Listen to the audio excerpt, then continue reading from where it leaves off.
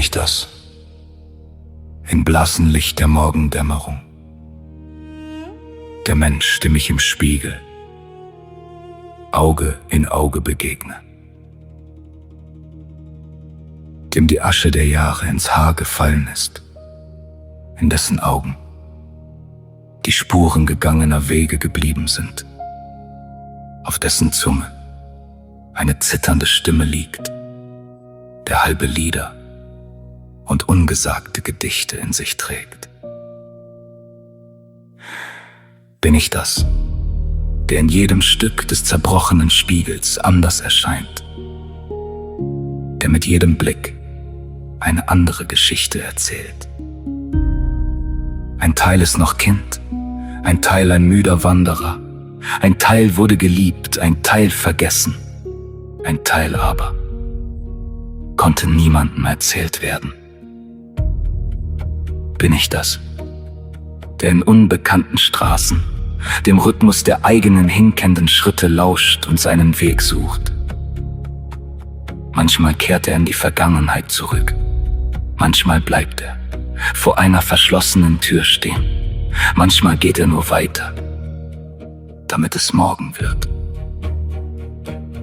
Bin ich das, von der Liebe verletzt, in der Freundschaft getäuscht, vom Gewicht des Lebens ein wenig gebeugt und doch nicht ganz zerbrochen in den Händen, ein kleines Licht bewahrend, nach all diesen Brüchen noch bemüht, Mensch zu bleiben?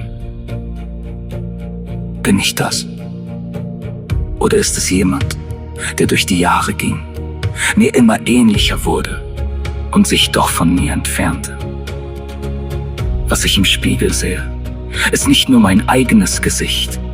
Darin sind die Spuren der Menschen, die ich geliebt habe, die Stille derer, die ich verloren habe, der Schatten all dessen, wovon ich mich nicht lösen konnte. Nicht die Zeit allein macht den Menschen alt. Jede Liebe, jeder Irrtum, jede Trennung und jede Hoffnung hinterlässt eine Linie im Gesicht und eine Stille im Inneren. Bin ich das? Vielleicht ja. Vielleicht ist der Mensch ein Wesen, das sein Leben lang nach sich selbst sucht, in jedem Spiegel ein wenig weniger wird, ein wenig tiefer, ein wenig stiller, ein wenig wahrer. Das Gesicht, das mir aus dem Spiegel entgegenblickt, ist mir nicht mehr fremd. Dieses Gesicht ist durch all meine Verluste gegangen, wurde von all meinen Lieben verwundet, ist von all meinen Wegen zurückgekehrt und ist noch immer hier geblieben.